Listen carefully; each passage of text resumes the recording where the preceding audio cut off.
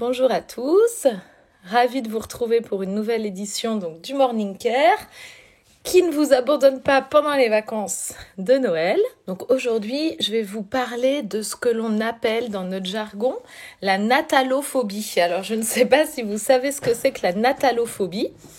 Eh bien c'est tout simplement une peur déraisonnable, irrationnelle des vacances de Noël. Il y a vraiment des personnes, moi j'en vois assez régulièrement au cabinet à partir de novembre, qui vont venir vraiment consulter pour ces symptômes-là, pour la natalophobie, c'est-à-dire c'est ça, cette angoisse à l'approche des fêtes de Noël. Ils ont développé un vrai trouble phobique avec les palpitations, donc le cœur qui bat fort, ils font des crises d'angoisse, des problèmes de sommeil, ils peuvent avoir des manifestations somatiques comme des gros maux de tête, mal au ventre, la diarrhée, à partir là de fin novembre, début décembre, quand on commence à parler cadeaux de Noël, quand on voit les publicités de parfums et de jouets, quand on voit les décorations à l'extérieur, quand tout le monde nous parle de ses courses, de son sapin, du calendrier de l'Avent, voilà, il y a vraiment des gens qui ont développé des symptômes anxieux ou dépressifs à l'approche des fêtes. Donc je voulais vous parler un petit peu de ça. Je ne sais pas si c'est votre cas, j'espère pas, mais en tout cas c'est vrai que finalement, un petit peu comme tout événement joyeux, obligatoire, c'est pas toujours facile pour tout le monde. Alors voilà, donc la natalophobie, qu'est-ce que c'est ? Je vous en ai parlé. Comment ça se manifeste ? C'est vraiment ça, des symptômes anxieux, des symptômes de dépression, d'irritabilité, un mois et demi avant les fêtes de Noël. Et alors pourquoi est-ce que ça existe et quels conseils on peut donner à ces personnes qui appréhendent quand même l'arrivée de Noël ? Déjà, alors ça va vous paraître très bête ce que je vous dis, mais je vous rappelle que Noël, c'est en hiver, et qu'en hiver, on arrive en étant déjà pas très très en forme. Les études, elles ont montré qu'il y a quand même beaucoup moins de natalophobes dans les pays où l'hiver se passe, où les fêtes de Noël se passent l'été, où il fait beau, etc. L'hiver, c'est une saison propice à la dépression saisonnière, on n'a pas beaucoup de lumière. Le 21 décembre, c'est quand même la nuit la plus longue de l'année. 3 jours après, c'est Noël. Bon, ça nous met pas déjà forcément dans de bonnes conditions. Il y a déjà des personnes qui vont souffrir de symptômes un petit peu dépressifs, on va dire. Voilà, il y a moins de natalophobes dans les pays où il fait beau et chaud. Ça, c'est la première chose. La seconde chose, c'est que, ça, c'est pareil, je vous donne une banalité là, mais Noël, je vous rappelle que c'est à la fin de l'année. Et à la fin de l'année, c'est aussi donc la fin d'un cycle, le moment de faire le bilan. Donc, en plus de cette approche de Noël, il y a aussi l'approche du 31 décembre, des bonnes résolutions du mois de janvier dont je vous parlerai dans le prochain Morning Care, vraiment du bilan de l'année écoulée qui est pas toujours facile, ce constat de qu'est-ce qu'on a fait ou surtout qu'est-ce qu'on n'a pas fait par rapport à l'année dernière. Et alors en plus, pour le coup, si on passe les fêtes de fin d'année avec des gens de sa famille, ça va être une des questions qui vont nous poser, surtout ceux qu'on ne voit pas très souvent. Alors, quoi de neuf par rapport à l'an dernier ? Et alors, quand il n'y a rien de neuf, justement, parce qu'on n'a rien accompli ou le sentiment de rien avoir accompli, ça va être difficile. Donc déjà, voilà, la période de Noël, c'est l'hiver, c'est la fin d'un cycle. Ça nous met pas dans de bonnes conditions. Après, moi, les personnes que je vois qui sont un peu natalophobes, on va dire, il va y avoir 2 catégories. Bien sûr, en fait, Noël, ça va venir vraiment, cette période, ça va venir mettre en exergue, en avant, tous nos manques. Donc d'abord, évidemment, tous les gens qui sont seuls. Autant pendant tout au long de l'année, on ressent la solitude, mais pas forcément de façon trop oppressante. Évidemment, au moment des fêtes de la fin d'année, on a l'impression d'être seul au monde et d'être les seuls à être seuls, et que tout le monde est en famille, dans un cocon agréable, et que nous, on est tout seuls. Donc ça va venir mettre en avant la solitude pour les gens qui sont seuls, puis ça va venir mettre en avant nos manques, nos failles, nos carences, ou celles qu'on imagine avoir d'ailleurs, et qu'on assume très bien le reste de l'année. Par exemple, Moi, je vois dans les natalophobes, il y a parfois il y a des femmes de 40-45 ans qui n'ont pas eu d'enfants, soit parce qu'elles peuvent pas, ou soit parce que elles ont décidé de pas en avoir.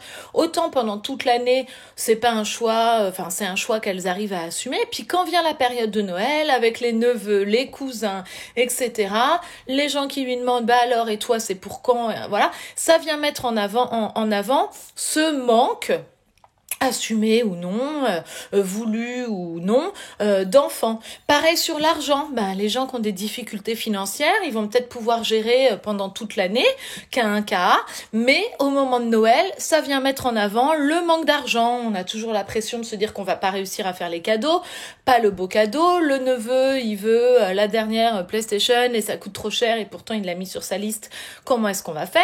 Donc ça vient mettre en avant aussi ce manque d'argent. Les personnes qui ont souffert d'un deuil aussi pendant l'année ou même pendant les années précédentes. Pendant toute l'année, elles vont pas forcément trop y penser, et puis au moment des fêtes de fin d'année, bah pareil, l'absence de l'autre est vraiment soulignée, mise en avant. Donc finalement, tout ça, c'est quand même preuve, ça va générer quand même de la souffrance. On n'a pas d'argent, quelqu'un nous manque, on est tout seul, on n'a pas de mari ou de femme, on n'a pas d'enfant. Les trucs qui, au quotidien, finalement, nous préoccupent pas trop parce qu'on est la tête dans le guidon et puis qu'on assume tout à fait bien notre choix, bah au moment de Noël, notre choix, il va être mis en question. Les gens vont nous y confronter, vont nous poser les questions qui tuent, auxquelles on n'a pas envie de répondre. On va nous-mêmes se poser la question de se dire est-ce que j'ai fait le bon choix? Est-ce que j'assume? Donc ça, déjà, ça va être quelque chose d'oppressant. Après, la deuxième grosse chose qui se passe avec Noël, évidemment, et si vous êtes là à m'écouter, peut-être que ça fait un peu de résonance en vous, c'est que ça va donner des tensions de famille. Évidemment, il y a des gens qu'on n'a pas envie de voir. C'est une fête et à la fois, il y a une obligation. Donc, c'est assez antinomique. La fête, elle devrait jamais être obligatoire.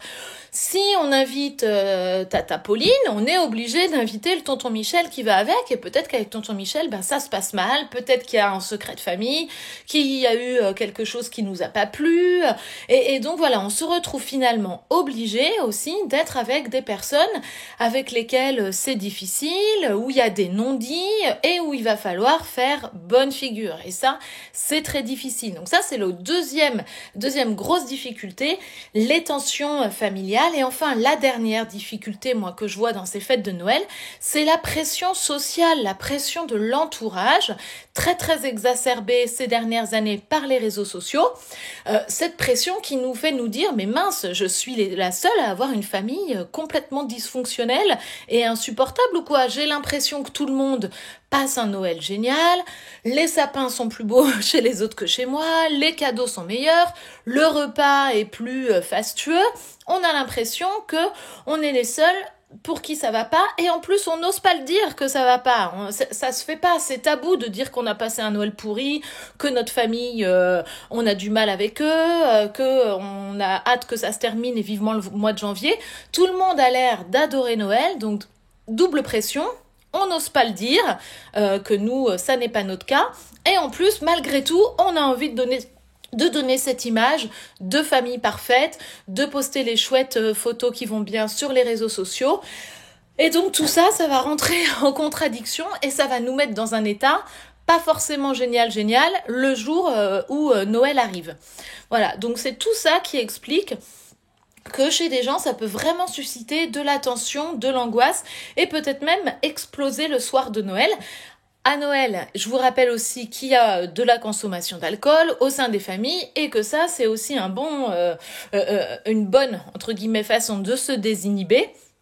Et donc ça aussi, ça va pouvoir provoquer des orages, des frictions dans les familles. Et puis il y a aussi des gens qui se mettent dans un état d'esprit de se dire c'est Noël, c'est la fin d'année, je suis plein de bonnes résolutions, j'ai envie de dire la vérité, faire table rase du passé et repartir sur une page blanche l'année prochaine. Mauvaise idée, je pense.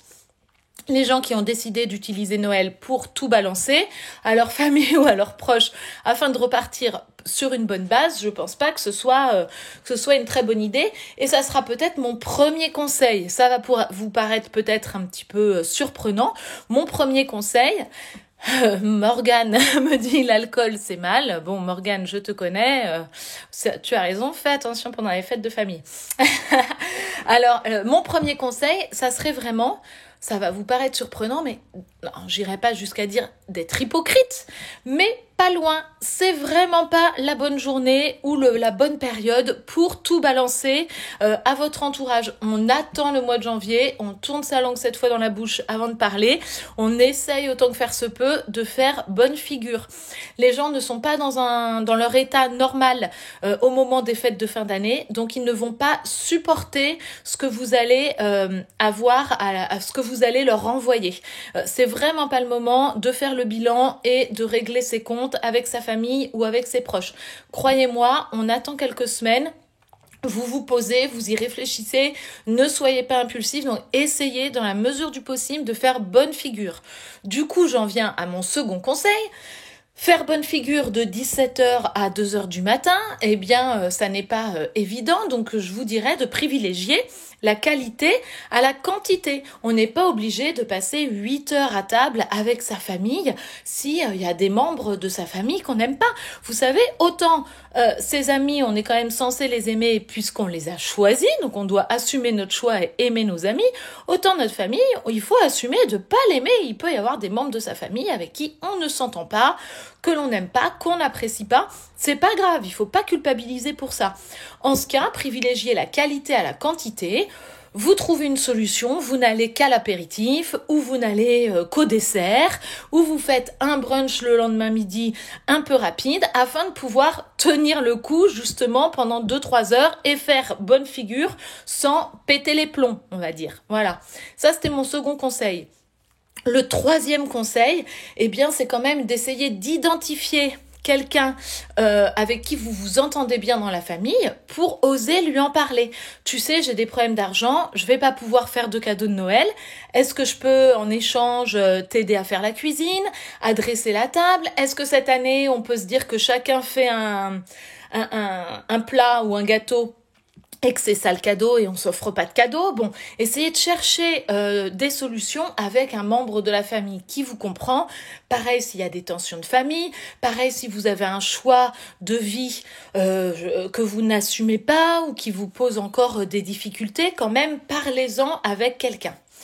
Un autre conseil, c'est d'assumer vos choix. Encore une fois, vous avez le droit de pas aimer tous les gens de votre famille. C'est pas une obligation. Il y a vraiment un truc très tabou autour des fêtes de Noël qui, pour moi, c'est un petit peu le même tabou que, vous savez, la grossesse et l'arrivée d'un bébé. Ce genre d'événement, ça doit être des événements heureux. Tout le monde nous en parle, tout le monde nous rabat les oreilles avec ça. Et alors, si jamais on n'est pas bien, si on est fatigué, si avec son bébé ça va pas, si on est saoulé, eh ben, on va pas oser le dire parce qu'on va culpabiliser. Mais là, c'est exactement la même chose. Il faut pas culpabiliser. Il faut assumer ses choix, assumer qu'on va venir qu'une heure ou deux à l'apéritif, ou assumer même qu'on n'a pas envie de faire Noël avec sa famille et que la famille qu'on a choisie, eh ben, ce sont nos amis et que donc on va faire la Noël avec nos amis. Je pense que ça, réellement, il vaut mieux l'assumer que d'aller faire la fête malgré tout et puis être tellement tendu et sous pression que finalement on est certain que ça va mal se passer. Donc ça, c'était un autre conseil. Pour les personnes qui sont seules au moment des fêtes, et ça je sais que c'est quand même très difficile, le conseil que je peux vous donner, c'est d'essayer de pas être seul. Alors évidemment c'est plus facile à dire qu'à faire. Vous savez, encore une fois, la Noël c'est pas que pour la famille. Demandez à des amis qui fêtent Noël si vous pouvez vous incruster chez vous pour Noël. Nous, on laisse jamais personne seul pour Noël. C'est un principe. Donc peut-être que vous pouvez avoir un ami qui va vous permettre de venir chez lui passer les fêtes. Ou bien sinon, vous vous adressez à votre mairie et puis vous regardez au niveau du bénévolat, le 24 au soir, il y a plein de choses. Vous pouvez aller distribuer des repas, vous pouvez aller dans des foyers. Ça sera quand même plus sympa, croyez-moi, que de rester tout seul. Et le meilleur cadeau qu'on puisse se faire, c'est de faire un cadeau aux autres et d'aider les autres. C'est vraiment ce qui fait le plus de bien au moral. Dernier petit conseil pour terminer, si vraiment vous souffrez de natalophobie, si l'angoisse vous démange dès que le mois de novembre arrive, n'hésitez pas à faire une ou deux consultations.